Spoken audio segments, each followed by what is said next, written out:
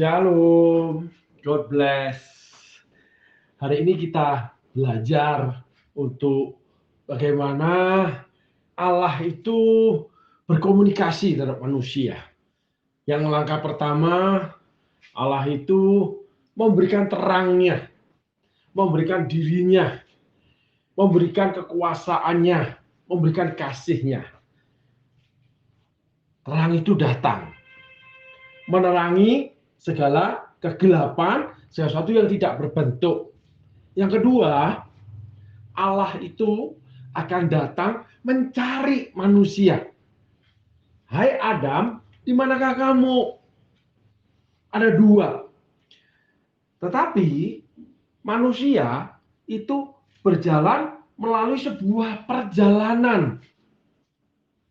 Ketika Allah ingin menempatkan manusia itu pada kehendaknya yang sempurna di dalam kepenuhan sepenuh-penuhnya apa yang dimiliki Yesus.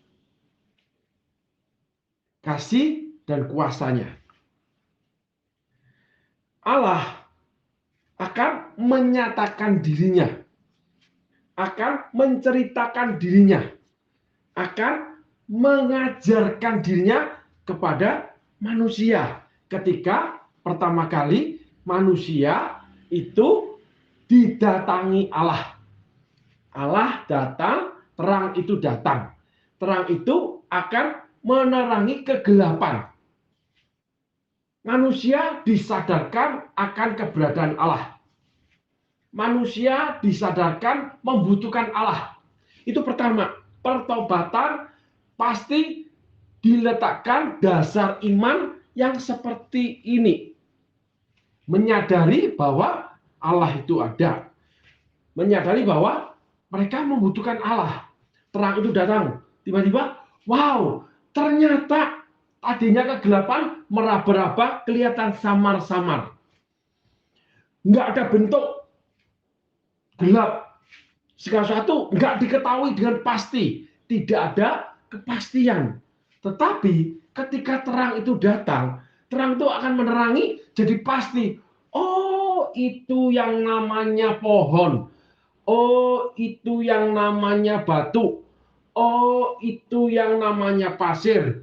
Oh, itu yang namanya tanah. Manusia dapat membedakan segala sesuatu. Allah akan ajarkan manusia itu. Ya, belajarlah daripadaku karena aku rendah hati dan lemah lembut. Allah mengajar dengan ketenangannya, dengan kesabarannya, dengan ketekunannya. Manusia diberitahu seluruh keberadaan sekelilingnya. Diberitahu pengetahuan tentang kehidupannya. Oh, itu pohon berduri. Oh, di sana itu ada yang namanya itu aku lihat binatang itu makan binatang yang lain.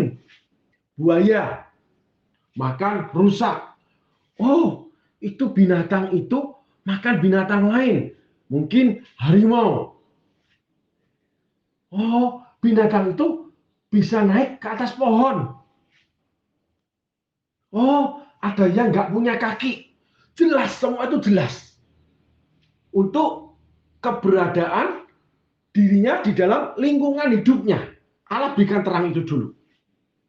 Berdasarkan waktu, Allah mulai menuntun manusia itu memisahkan diri dari yang namanya kegelapan. Oh, ini baik. Oh, ini tidak baik. Manusia diberikan pengetahuan atau knowledge tentang segala sesuatu. Ia akan mengajarkan kamu akan segala sesuatu. Ya. Nah, itu dikatakan di Roh Allah. Tetapi kita nanti sampai ke sana, tapi Roh Allah datang mewahyukan Yesus di mana Roh Allah akan menerangi segala sesuatu. Akhirnya kita tahu mana yang baik buat kita, mana yang tidak baik. Dengan mengalami yang tidak baik juga. Sehingga jadilah pagi, jadilah petang. Ketika kita mengenal terang, kita berjalan di dalam terang, kita juga diizinkan mengalami petang. Di setiap musim hidupku, tak pernah kau biarkan ku sendiri. Nah, Allah akan memisahkan petang, yaitu kegelapan. Jadi, ketika kita mengalami masalah yang tidak baik, Allah itu menyatakan, mengajarkan itu tidak baik buat kita. Allah akan tuntun kita dalam setiap peristiwa hidup kita, dalam segala sesuatu. Nah, semua itu ada waktu berjalan. Ikut Tuhan itu tidak instan. Nggak langsung jadi simsalabim. Nggak seperti makan cabai langsung pedas. Dalam segala sesuatu. Dalam tingkatan-tingkatan rohani apapun. Oleh siapapun. Dengan apapun. Semua mengalami yang sama. Allah akan tuntun dalam setiap peristiwa hidupnya untuk tahu, mengenal yang baik dan tidak baik buat dirinya. Sehingga Allah menuntun kita memisahkan diri dari kegelapan. Terang itu dipisahkan dengan kegelapan. Jadilah pagi, jadilah petang. Itu kita menentukan. Nah, di sini ada yang perjalanannya lama karena masih mencintai kegelapan, menyukai kesukaan yang tidak disukai Allah. Gitu. Jadi perbuatan-perbuatan yang tidak disukai. Contoh, kalau marah dengan pasangan kasar. Nah, Allah akan nyatakan itu. Tiba-tiba hadirat Allah undur dari kita. Atau tiba-tiba kita setelah marah, kita sadar. Iya ya, kenapa aku marah ya? Tadi pagi dengar khotbah. Jangan simpan amarahmu sampai matahari terbenam. Orang yang marah itu kalau tidak menahannya akan menjadi bla bla bla. Pak Pendeta khotbahkan. Menyesal. Nah, itu namanya Roh Kudus wahyukan. Allah wahyukan di dalam kita. Kamu salah loh. Tetapi itu proses belajar. Manusiawi kita dipisahkan. Kelemahan kita dipisahkan. Yang tidak baik. Gitu. Yang pasti ya salah. Ya. Nah, setelah itu Allah akan memberikan namanya cakrawala atau batasan. Sehingga ketika kita melakukan sesuatu tiba-tiba gagal, Allah akan bawa pada situasi, Allah akan nyatakan dengan caranya. Mungkin dari peristiwa, mungkin dari pembicaraan orang, mungkin juga dari nasihat rekan-rekan. Pokoknya segala sesuatu Allah bisa menyatakan bahwa iya ya, kenapa aku sakit ya? Kemarin aku capek sih. Tapi ketika capek, aku malam nggak mau tidur. Aku nonton film. Sehingga pagi aku bangun, aku kerja, sorenya aku jatuh sakit. Diumpamakan seperti itu. Nah, lalu diingatkan daripada peristiwa hidupnya. Nasihat-nasihat orang-orang sehat. Nasihat-nasihat dokter. Atau seringkali membuka di media sosial tentang medis. Diingatkan. Karena pada akhir zaman Allah akan membuka pengetahuan. Banyak pengetahuan akan Allah buka. Sehingga pada zaman ini banyak pengetahuan yang Tuhan buka. Dari kesehatan sampai kimia sampai yang namanya antariksa. Tuhan buka banyak hal dan masih banyak hal lagi. Setelah kita belajar tentang batasan kekuatan, kita akan diajar menangani kelemahan yang namanya dalam masalah. Bagaimana menyelesaikannya. Contoh sederhana, kalau kamu salah, kamu minta maaf. Semuanya clear. Kalau kamu salah, kamu bicara dengan lemah lembut. Perkataan yang lemah lembut meredakan amarah. Allah kan berikan Ayat firman Tuhan itu, baik melalui khotbah, baca sendiri, ayat-ayat renungan, dapat dari teman, dapat dari media sosial, Allah kan sampaikan itu. Nah, di situ Allah ajar kita menangani kelemahan kita. Dan semuanya itu butuh waktu. Yaitu, saudara diajar yang pertama mengenal Allah, yang kedua mengenal diri saudara. Dua itu yang Tuhan ajarkan awalnya. Setelah itu semua selesai, Allah akan menyediakan daratan. Air dikumpulkan dengan air, Allah menyediakan tanah yang disebut daratan. Saudara dianggap sudah mampu membedakan yang baik dan tidak baik buat diri saudara. Saudara sudah mengenal yang namanya kehendak Allah dengan kehendak diri saudara sendiri. Saudara mulai dewasa. Orang dewasa mampu memisahkan yang baik dengan tidak baik. Nah, sederhananya begitu, saudaraku.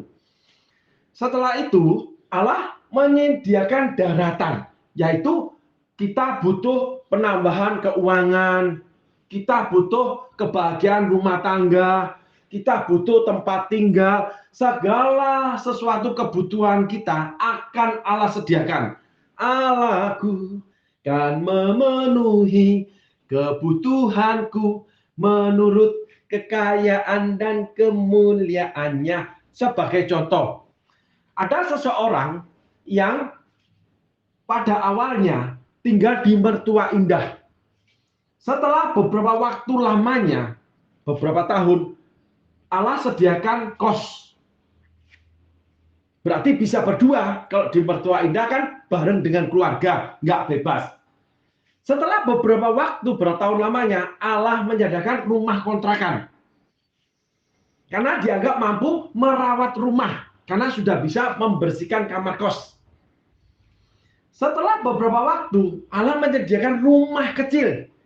Dianggap punya kemampuan untuk memelihara dan mengelola rumah kecilnya. Bahkan bisa menambahkan membangun lantai 2 misalnya, atau membuat taman, memperindah rumah itu. Nah, setelah itu baru bertahap Allah berikan sesuai kebutuhan. Rumah mungkin lebih besar karena anak bertambah. Rumah lebih besar karena kantor pindah ke rumah. Dan sebagainya. Yang artinya bahwa ketika saudara pada tingkat tertentu dianggap Allah mampu menanganinya, Allah akan tambah-tambahkan. Itu namanya saudara disediakan tempat, yaitu kebutuhan saudara, daratan atau tanah. Nah, itu Tuhan sudah sediakan. Saudara nggak pernah tahu. Cuman yang Tuhan minta, saudara mampu menanganinya. Pekerjaan, pelayanan, rumah tangga, lalu kehidupan pribadi, profesi, yang saya umpamakan seperti rumah. Perjalanannya seperti itu. Nah, setelah itu, Allah itu sementara saudara sudah mampu menanganinya, saudara kan dipersiapkan Allah dulu. Yang pertama, yaitu tanah itu menumbuhkan tunas-tunas muda, tumbuh-tumbuhan berbiji, pohon-pohon berbuah. Allah akan lihat saudara.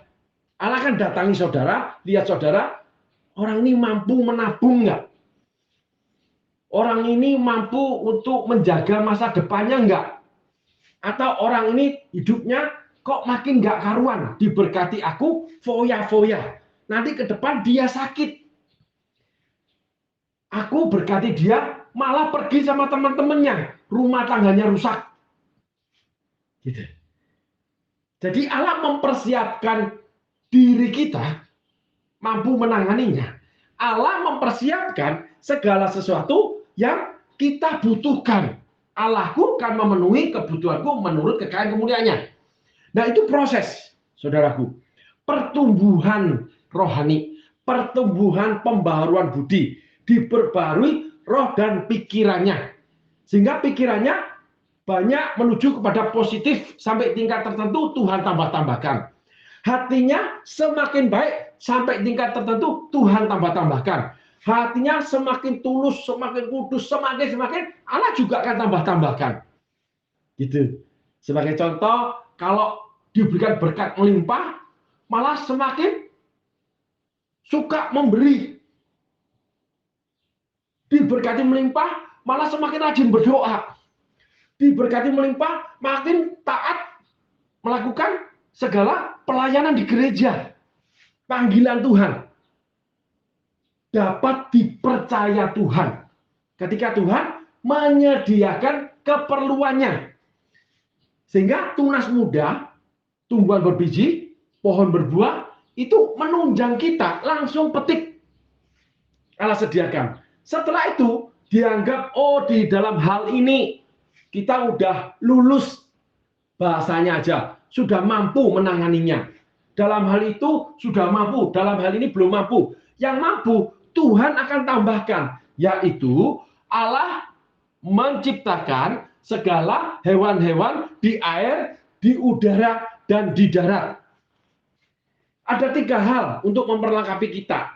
Jadi beberapa bagian kita harus kita perbaiki terus. Rumah tangga kurang baik, harus memperbaiki diri dalam berumah tangga. Perbaiki rumah tangga. Ekonomi kurang baik, dicari. Kita itu dapat duit banyak, kenapa kok nggak bisa punya duit? Roh Kudus akan ingatkan. Atau bawa dalam doa boleh. Terus tiba Roh Kudus ingetin untuk belajar dari seseorang atau sudah menerima pengajaran seseorang, diingatkan pengajarannya. Belajarlah dari semut. Dia mengumpulkan makanannya pada waktu musim panas. Hai pemalas, ketika kemalasan mendatangi kamu, kemiskinan menyerbu kamu. Diingatkan firman itu semua. Dari khotbah pastor-pastor, dari ngeklik namanya masuk ke media sosial. Ya, di aplikasi ada TikTok, ada Instagram, ada Spotify, ada YouTube, dan sebagainya. Ada Facebook, ya, ada Twitter. Di mana Allah berbicara semua. Allah ingatkan. Oh iya, kalau gitu aku mulai bikin schedule keuangan. Ada bagian yang menabung, seperti semut. Yang kedua, aku kurang rajin, makanya pas-pasan. Berarti kelebihan waktu itu nggak aku buat duduk diam di rumah, atau aku main di rumah tetangga, atau aku tidak melakukan sesuatu dengan artinya bahwa aku melakukan hal yang sia-sia. Aku mau cari ceperan, aku mau cari penghasilan tambahan. Ada yang menerima penghasilan di rumah, ada yang dari seorang karyawan pulang kerja, dia sekolah lagi, menabung sekolah lagi. Ada yang pulang, dia malam, dia berdagang. Entah dari rumah, entah berdagang makanan, entah dia berdagang melalui delivery order, atau dia just tip, dan sebagainya. Banyak bisnis yang bisa dikerjakan. Atau membuka warung makan, dan sebagainya. Mencari tambahan. Maka kita tidak menjadi si pemalas, kemiskinan tidak menyerbu kita. Nah, setelah semuanya itu kita perbaiki, maka yang namanya hewan di laut, kalau bagian hewan di laut itu akan kita terima. Kita belajar menangkapnya. Burung di udara kita belajar menangkapnya. Yang di darat juga kita belajar menangkapnya. Coba, kalau kita tangkap yang namanya rusa, bisa pakai tangan. Coba harimau pegang pakai tangan. Kita yang dimakan. Nah, kurang lebih seperti itu, saudaraku. Belajar mengelola bisnis, belajar mengelola rumah tangga, belajar mengelola yang namanya kesehatan, belajar mengelola usaha, terus belajar lagi, sekolah lagi, belajar lagi, berusaha lebih lagi, cari ceperan, atau usaha yang lebih ditekuni, buka cabang, atau lebih melebarkan, cari order, dan sebagainya, menambahkan kegiatan. Di situ Tuhan akan bawa tuntun kita cara menangkap segala sesuatu yang membuat kita lebih baik. Firman rumah tangga akan datang kalau rumah tangga. Firman keuangan akan datang ketika keuangan. Dan sebagainya. Ya, Allahku kan memenuhi kebutuhanku menurut kekayaan kemuliaannya. Tetapi tambahkanlah pada imanmu pengetahuan. Pengetahuan itu tambahkan lagi ketekunan. Baru kasih kepada saudara-saudara. Jadi saudara harus menambah pengetahuan. Nggak boleh cuma satu. Karena nggak cukup. Tidak sesuai panggilan hidupnya. Tidak sesuai situasinya. Nggak sesuai keadaannya. Contoh, Kalau di kota kecil penghasilan sekian, udah mapan. Tapi kalau di kota besar penghasilan sekian, nggak mapan. Karena uang sekian kalau beli rumah itu di kota besar nggak ada harga segitu. Di kota kecil dapat. Cicilan rumah dengan gaji sekian, kita nyicil di kota kecil dapat. Di kota besar nggak dapat karena harga rumahnya jauh lebih tinggi. Sedang pendapatan kita sama, kota kecil, kota besar. Perumpamanya seperti itu. Nah, di situ Tuhan akan menyiapkan. Tapi saudara harus belajar menangkap hewan di air, hewan di udara, hewan di darat. Yang cocok yang mana? Aku nggak mau makan ular. Aku makan namanya ayam. Aku mau makan rusa. Tapi kalau makan komodo nggak mau aku. Nah, ada biawak kan dimakan. Itu seperti komodo. Nggak mau aku. Nah, aku kalau makan ini mau. Nah, kita diberikan hak untuk mengelolanya sesuai kesukaan kita. Karena ketika kita sudah disediakan daratan, kita sudah mampu mengelola hal-hal yang masih belum baik menjadi baik. Pembaharuan budi, Alkitab mencatat. Di situ Allah sediakan kita sebuah tempat yang istimewa. Namanya Allah menyediakan taman di Eden sebelah timur. Jadi saudara kalau juru masak itu istimewa. Tadi saya melihat di siaran televisi ada cerita seseorang abang-abang, emang-emang yang nyediain nasi ceplok telur. Laku rame luar biasa buat makan pagi. Kenapa? Harganya cuma 6.000. Rasanya beda karena telur itu diceplok, lalu dikasih kecap, kecap itu dikasih bumbu tapi bukan bumbu masak, bumbu yang diracik. Nah, kecapnya itu dikasih bumbu itu sehingga telur itu setelah dimasak masih kuningnya masih cair tapi udah matang, sama dia dikasih kecap itu. Nah, lalu telur itu diletakkan di nasi. Dari kecapnya itu agak kemana, agak ngeluber. Itu beda rasanya. Demikian juga nasi gorengnya. Murah meriah tapi enak. Nggak ada yang bisa seperti itu. Dari seorang yang memang tugasnya entertain, mencari makanan-makanan untuk ditayangkan di acara televisi tentang makanan. Jadi warung makannya rame terus. Omsetnya besar. Itu namanya dia diberikan, namanya ditempatkan di sebuah taman di Eden sebelah timur. Nggak ada yang bisa seperti dia masaknya. Dia masak yang terkenal nasi ceplok telur cuma 6.000. Orang berangkat kerja mampir, orang berangkat kerja mampir. Orang cuma mau makan cukup dia mampir di sana. Kalau harga nasi goreng ada penambahan sedikit, ada sayurnya, ada ebi udangnya. Dikasih lihat. Lebih tinggi sedikit karena ada ebinya. Mungkin sekitar 8.000, mungkin 9.000. Rame, saudaraku. Nah, si emak ini masak itu sampai 2 orang. Rame dia. Tangan dia spesial. Nggak ada yang bisa nyaingin dia. Sehingga acara televisi menunjuk dia untuk ditayangkan masakannya. Kan harus spesial. Nah, contoh seperti itu. Jadi saudara, ketika udah punya kemampuan sampai titik tertentu di mana Roh Kudus ajar, Roh Kudus tuntun saudara nurut mengikuti langkah Tuhan. Setiap langkahku dipimpin oleh Tuhan. Seperti Abraham, seperti Ishak. Abraham terus melangkah ke tanah Kanaan. Walaupun di sepanjang perjalanan ke tanah Kanaan itu terjadi kelaparan. Mesir sedang berlimpah, Fir'aun udah ditaklukkan Allah. Bahkan ngasih harta kepada Abraham. Abraham nggak mau berhenti. Kalau Abraham berhenti stagnasi, tidak ada sampai hari ini kita keturunan Abraham rohani. Karena bapak rohani kita. Jadi ketika Abraham berhenti di Mesir, stuck, mandul. Demikian kita juga. Ketika kita lebih memegang namanya kekayaan saat itu, keberhasilan saat itu, karena kalau kita melangkah, kita takut. Sebuah pertempuran lebih lanjut. Kita akan stuck, kita akan mandul. Nggak akan menerima hal yang lebih baik lagi dari Allah.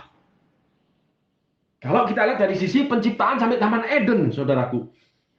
Abraham melangkah sampai tanah Kanaan, maka semakin kaya dan semakin kaya. Demikian juga Ishak. Ketika terjadi musibah masalah kelaparan, dia diperintahkan Allah tinggal di tanah Filistin, di Gerar.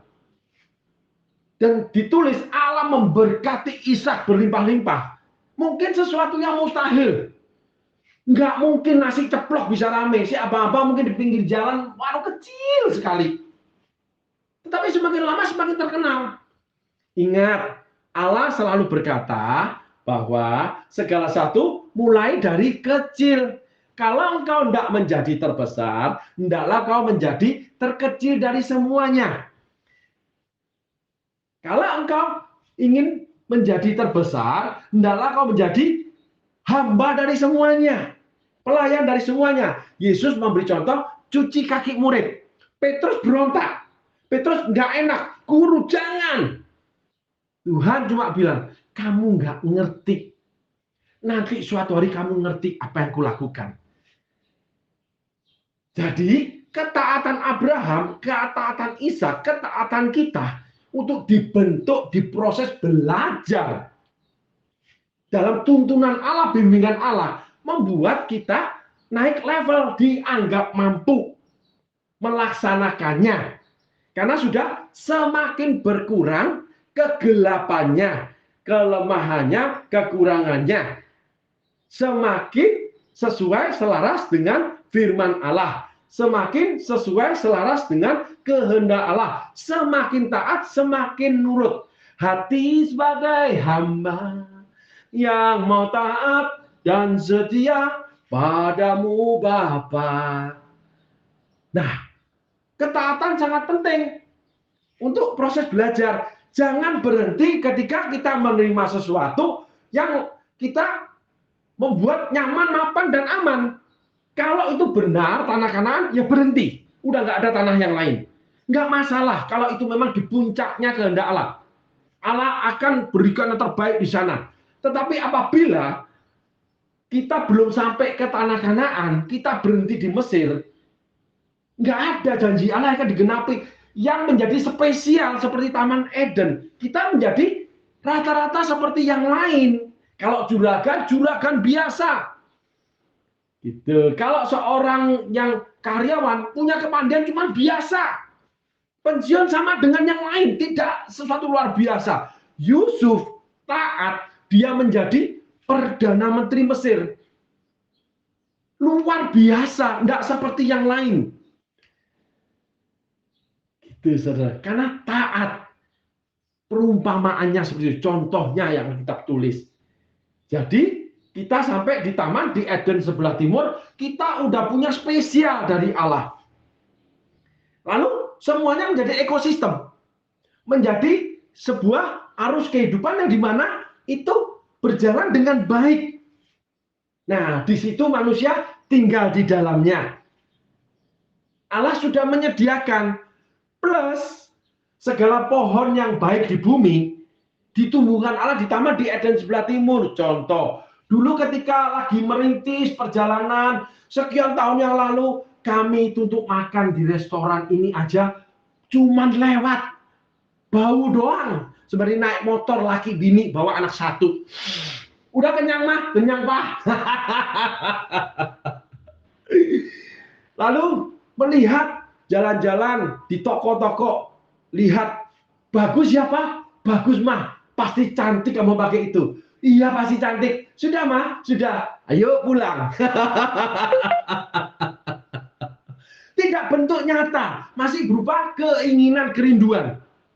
Tuhan simpan di hati. Apa yang kamu ikat di bumi akan terikat di surga. Apa yang kamu lepaskan di bumi akan terlepas di surga. Janji Allah ya dan amin. Kita harus percaya, ya, tetapi Allah menuntut kita taat menuju janji yang Allah berikan. Yaitu, apabila kau tinggal di dalam jalan-jalanku, apa yang diingini hatimu, aku beri. Dari jauh aku tahu hatimu dan pikiranmu. Ya, apabila kau tinggal di dalam aku, firmanku tinggal di dalam kamu, mintalah segala sesuatu. Percayalah, kamu sudah menerimanya. Jadi ucapan kita, bercanda kita, keinginan hati kita, doa kita itu sama, didengar sama Bapa di surga. Karena begitu besar kasih Allah terhadap manusia. Yang ditebus itu manusia. Bumi dibangun dengan segala isinya untuk manusia. Hingga disediakan yang terkecil dalam hidupmu, yang paling detail dia sediakan, yaitu taman di Eden sebelah timur. Sebuah taman yang di tempat manusia paling dikasihnya. Padahal dia menciptakan bumi segala isinya begitu besarnya. Dia sediakan spesial. Dia Allah yang detail. Dia Allah yang mengerti, peduli. Sampai keinginan hatimu yang paling kecil. Di dalam perjalanan mengikut Tuhan, setelah sekian waktu lamanya, banyak kesaksian yang mengatakan, puji Tuhan ya, luar biasa Tuhan. Sampai hal yang paling kecil ini loh, aku tuh pingin ya gini. Tiba-tiba Allah kasih ketika menerimanya. Terus diingatkan Roh Kudus, kamu kan pernah minta. Rata-rata orang kalau bergaul karib sama Tuhan, yang mau taat sama Tuhan, itu sering kali atau beberapa kali dalam hidupnya, itu menangis. Menerima hal yang kecil. Begitu Allah itu memperhatikan aku ya. Allah turut bekerja dalam segala hal bagi kebaikan mereka yang mengasihi Dia. Beri kemuliaan buat Allah. Tetapi iblis tidak menyediakan. Dunia menyingkirkan itu semua. Dunia itu kalau Alkitab catat seperti lautan. Ingat saudaraku, apabila saudara di tengah laut, saudara mengalami masalah, saudara tidak boleh minum air laut. Begitu saudara haus, nggak ada air tawar, saudara minum air laut, saudara akan minum terus dan saudara akan mati. Dunia memberi itu seperti itu, kita makin haus, makin sombong, makin ingin, makin serakah, ingin makin tinggi, makin tinggi. Karena dunia tidak pernah menciptakan, iblis tidak pernah menciptakan, sehingga tidak ada cakrawala. Manusia tidak diberikan batasan ketika mengikut iblis. Selalu ingin menang, selalu ingin lebih. Tapi firman Allah mengajarkan mengucap syukurlah senantiasa. Itu garisnya. Jadi puji Tuhan, sudah sampai titik ini. Lah kok puji Tuhan? Nanti Tuhan kasih lagi gimana? Ya lebih puji Tuhan. Kalau sekarang puji Tuhan. Nanti kalau dikasih lagi, puji Tuhan. Tetapi kita harus melihat seperti Allah berbicara kepada Daud. Sehingga Daud menaikkan pujian, bermazmur. Siapakah aku ini Tuhan, jadi biji matamu. Dengan apakah ku balas Tuhan, selain puji dan sembah kau. Karena Daud pernah ditegur Tuhan. Dari mana kamu aku ambil? Kamu dari gembala kambing domba 1-2 ekor. Kamu ditolak oleh ayahmu. Kamu tulis sendiri. Dari dosaku dikandung ibuku. 7 anak diperhadapkan Nabi Samuel untuk dipilih Allah. Dia melupakan kamu. Sampai Nabi Samuel tanya, masih adakah yang lain anakmu, hai Isai? Oh iya, ada satu. Di ladang yang bungsu. Elok parasnya. Tidak diperhitungkan manusia.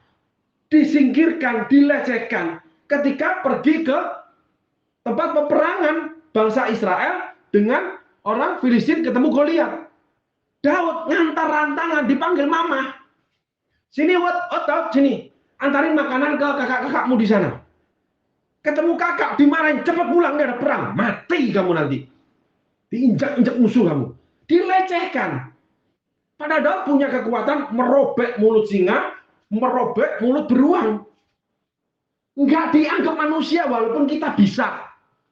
Ingat kisah Daud. Tetapi ketika sudah menjadi raja, Daud sombong, melupakan segala sesuatu, lupa diri. Sehingga Tuhan tegur melalui Nabi Nathan, dari mana kamu aku ambil?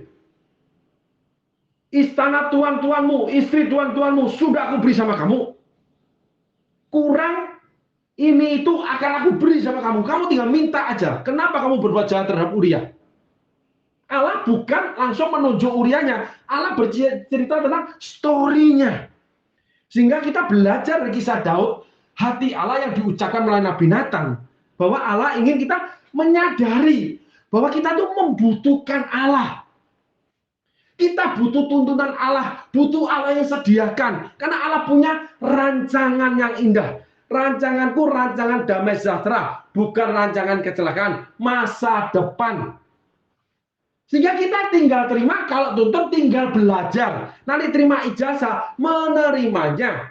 Lalu melakukan yang dipelajari itu di sekolah Roh Kudus. Praktek hidup itu praktek lapangan. Sehingga kita semakin ahli. Menjadi spesial di taman di Eden sebelah timur. Nah, setelah itu Allah memberikan kenikmatan duniawi. Contoh, ada seseorang nih, ceritanya nih. Dulu kalau ke toko nganterin istri jalan-jalan hari Minggu. Anak main di tempat bermain. Di toko itu ada tempat bermain anak. Sang suami lihat itu, suka sepatu. Ada sepatu harga 200.000. Cuma dilihat aja. Diskon 50%, 100 itu nggak bisa beli. Lalu masuk ke toko satu lagi. Harganya 400, 300. Di toko itu nggak pernah mampu beli. Berjalan bertahun-tahun.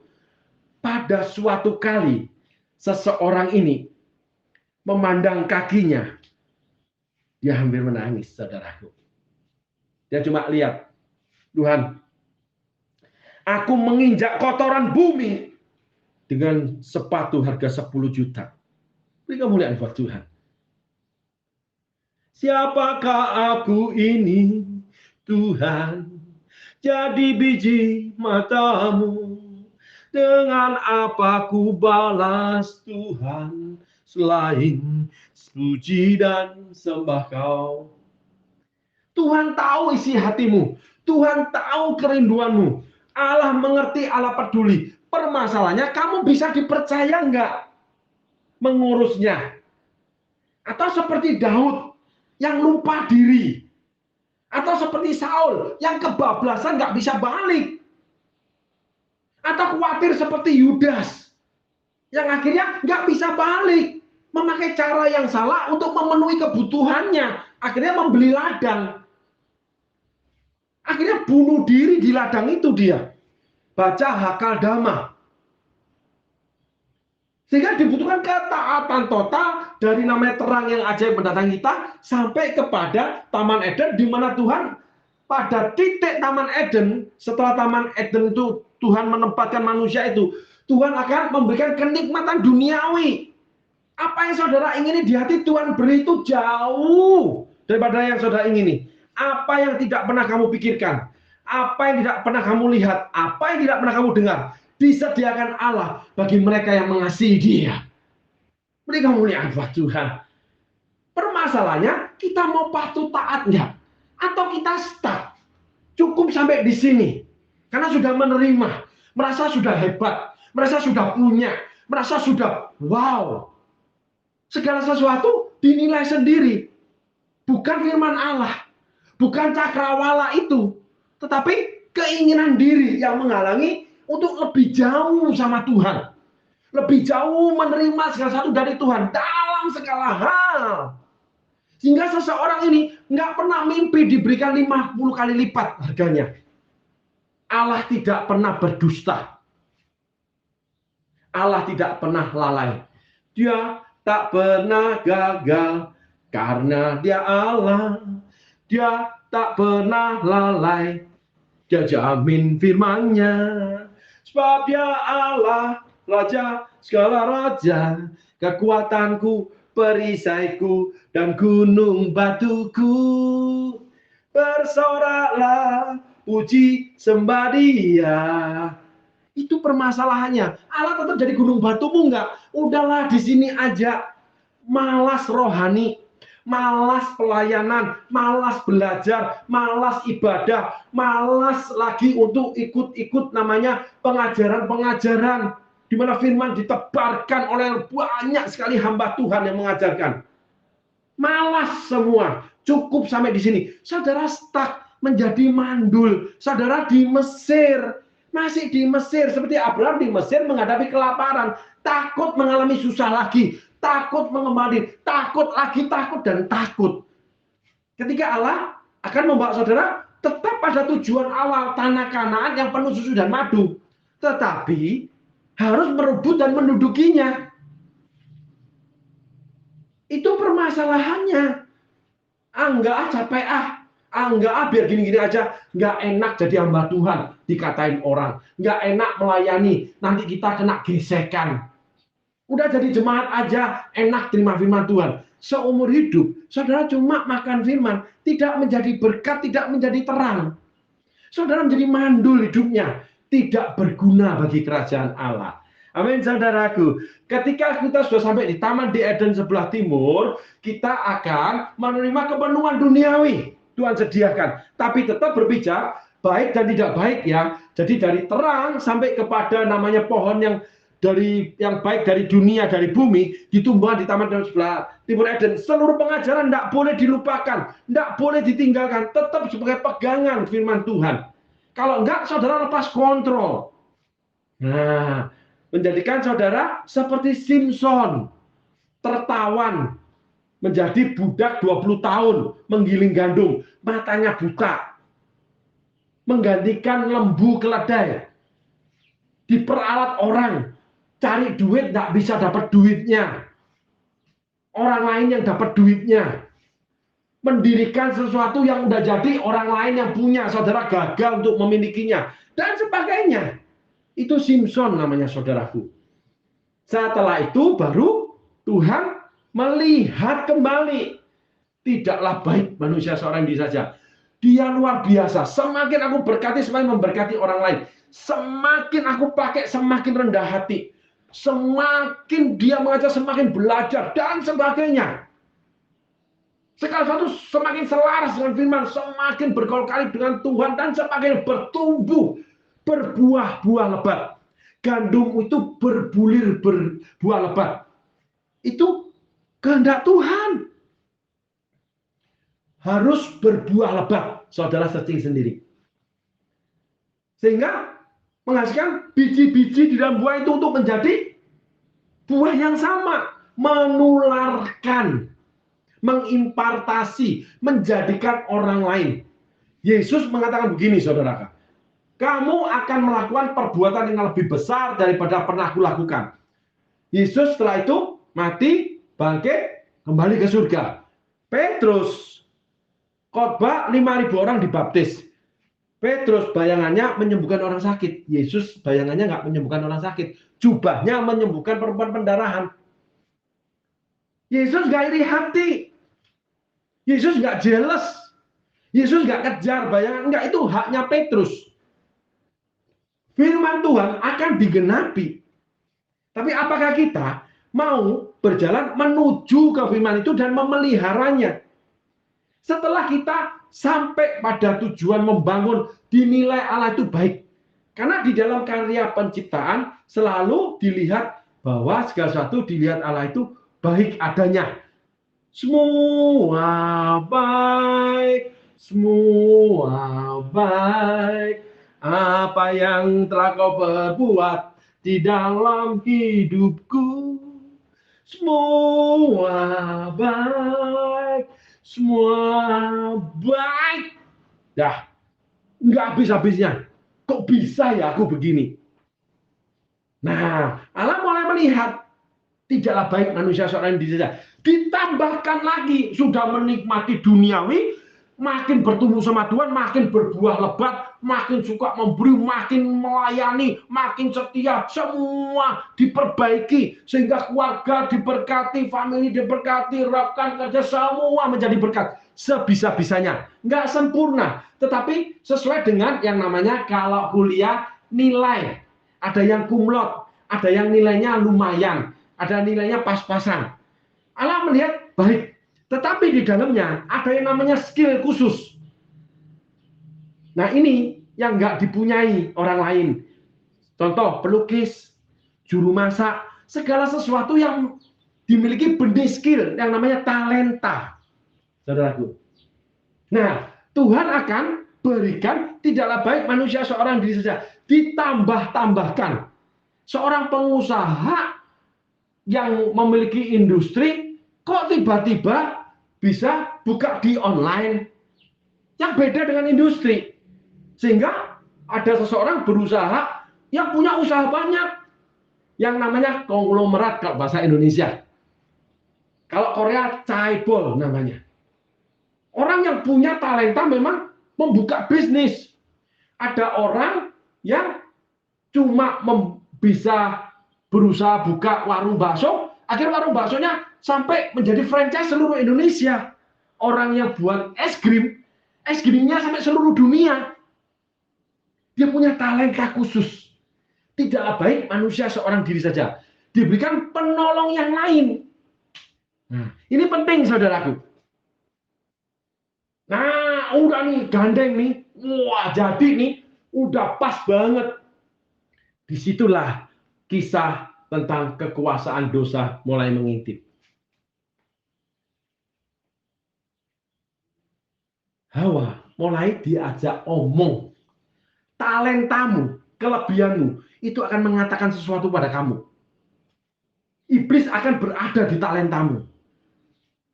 Ya kalau sudah berkembang, kamu sibuk, kan nanti bisa memberi lebih banyak lagi sama gereja. Kalau cabangmu makin banyak, nanti kamu bisa yang namanya jual saham. Kamu langsung untuk banyak, kamu bisa membangun gereja yang sangat banyak. Itu kan tugasmu dari Allah. Kenapa kamu kok malah sibuk melayani? Ini yang digoyahkan sama iblis. Sehingga talentanya diutamakan, bukan pribadi Allah, keinginan Allah yang diutamakan lagi. Jadi kelebihannya ini stimulasi sama setan untuk meniadakan kehendak Allah. Seperti Saul. Ketika rakyat berserak-serak meninggalkan Saul, Saul melakukan tugas jabatan Nabi Samuel, memberikan korban kepada Tuhan. Kenapa? Karena rakyat berserak-serak. Kita sedang perang di kebun Filistin. Takut kehilangan tahta, dia melakukannya tidak seizin Tuhan, bahkan melanggar aturan Tuhan. Ya udah kalau nggak suka, Pastor. Saya juga banyak yang mau pendeta dengan saya bisa buka gereja. Maka terjadi perpisahan di gereja. Karena para diaken, penilik jemaat, yang udah bertumbuh luar biasa, akhirnya mendirikan gereja sendiri. Nah, itu namanya perselisihan di dalam pelayanan. Saya tidak akan bicarakan lebih jauh, karena kontekstualnya banyak ya saudaraku. Tetapi di situ mulai terjadi adu kekuatan. Itu yang nggak boleh. Iblis mengintip dalam kekuatan talenta kita. Yang Allah tambahkan tidaklah baik. Karena manusia udah baik. Diberikan yang namanya diambil dari tulang rusuk, yaitu di dalam dirinya. Dibangun Allah. Talentanya menjadi hebat. Jualan es krim kok bisa punya counter, punya franchise di seluruh dunia. Jualan bakso akhirnya punya warung bakso di 100 kota. Karena franchise. Tuhan berikan talenta membuat bakso, lalu membuat berdagang uang dari bakso. Akhirnya kesibukan bekerja menyita kesibukan dengan Allah. Jadi ketika pulang langsung tidur. Pelayanan, nanti dulu ya Pastor, saya minggu depan tuh rapat dengan namanya CEO dari ini untuk perkembangan usaha. Begitu ditanya, Bu atau Pak, jadwal bulan depan ya, bawa firman ya, seperti biasa, di tanggal ini, di hari ini, di ibadah ini. Bentar, Pastor, saya lihat jadwal saya dulu. Kalau dulu nggak, siap Pastor. Lalu ketika lihat jadwalnya, bentrok. Telepon pastornya, Pastor maaf, kok saya ini ada jadwal yang lain. Pastor bisa geser kah? Kalau enggak, coba kita berdoa Pastor, barangkali ada yang bisa menggantikan saya. Kalau enggak, nanti kita coba cari jalan keluar yang lain. Rendah hati. Enggak langsung ngomong, aduh, bulan depan enggak bisa, padat jadwal saya Pastor. Karena saya harus keliling dari satu negara ke negara lain. Karena kami akan mengembangkan usaha, kami akan impor barang, kami akan dirikan usaha bersama, join orang asing. Saya akan dapat modal, saya akan begini dan begitu. Semua tentang talenta dia. Sehingga kerajaan Allah tersingkirkan semakin keluar dari Taman Eden. Ketika kepentingan Allah keluar dari Taman Eden, Anda juga pasti keluar dari Taman Eden. Karena Anda sudah tertarik dengan buah itu. Terpikat dengan buah itu. Itulah Hawa. Adam pun sama, karena diberikan pada suaminya yang berdiri dekat dengan dia. Komunikasi dengan namanya suara-suara yang lain, bukan suara Tuhan, di mana itu mengatakan yang berbeda, yang membuat kita malah jauh dari kehendak Allah. Kita terlena dalam kesuksesan. Karena yang diucapkan Adam dan Hawa, ketika Adam begitu melek mata, begitu sadar, diberikan itu, wow, inilah tulangku, inilah dagingku. Sama dengan aku punya, tapi ini jauh lebih hebat. Tiba-tiba dari perusahaan kecil diajak join dengan usahawan besar. Punya usaha kecil tiba-tiba menjadi pemimpin perusahaan besar. Diminta, malah diberi join. Aku bagi kamu dengan namanya saham sekian. Apabila keuntungan tiap tahun sekian, gajimu sekian. Melebihi segala sesuatu yang pernah dimiliki, yang sedang dimiliki. Wow! Akhirnya meniadakan, meninggalkan kehendak Tuhan dalam hidupnya. Kehendak Tuhan tersingkirkan keluar dari hidupnya. Saudara dengan itu ketika terpikat dengan talenta, saudara mendeklarasikan diri saudara, saudara keluar dari Taman Eden. Karena saudara sudah mementingkan bukan kepentingan Tuhan. Nah, ini penting. Kekuasaan dosa itu samar, saudaraku. Kekuasaan dosa itu tidak nyata. Tapi dari yang pertama kita belajar hari ini, terpikat. Segala hal yang menjauhkan kita dari Tuhan. Kalau boleh saya tafsirkan dengan kehidupan, jangan pakai bahasa larangan deh. Itu kan berzina, itu kan mencuri. Ini nggak mencuri, bekerja. Karena suara iblis ngomong, kalau kamu dapat duit banyak, kamu bisa namanya bangun gereja banyak. Tuhan cuma bilang, aku nggak butuh kamu bangun gereja banyak. Aku butuh hari Rabu, tanggal 9 bulan depan, kamu khotbah, kamu pakai mulutmu untuk membicarakan firmanku. Karena emas dan perak milik Tuhan. Petrus katakan itu, emas dan perak tidak ada padaku. Tetapi dalam nama Yesus berdiri, mulutnya dipakai, bukan kekayaan. Tetapi firman yang lain mengatakan emas dan perak adalah milikku. Petrus mengatakan emas dan perak adalah sama aku. Jadi bukan kepentingan kekayaan, tapi kepentingan kerajaan Allah. Amin, saudaraku. Itulah kekuasaan dosa yang pertama, di mana perjalanan kita ketika ketemu Yesus, sampai kita menemukan talenta kita, ditambah-tambahkan, hidup udah dipenuhi dengan fasilitas, dipenuhi dengan apa yang Allah janjikan, lalu kita mulai menikmati kehidupan ini. Setelah itu, iblis akan datang, mengincar kita, lalu iblis akan menawarkan, yang membuat kita terpikat. Iblis kasih sama dengan dunia. Tuhan menebus manusia, bukan menebus bumi, bukan menebus dunia. Karena dunia ini akan hilang lenyap. Yang ada nanti namanya bumi yang baru, kerajaan Yesus, pemerintahan Yesus. Di mana Yesus memerintah sebagai raja. Kita hamba-hambanya. Kita akan memerintah bersama Yesus. Bukan dunia seperti ini. Dunia seperti ini akan hancur.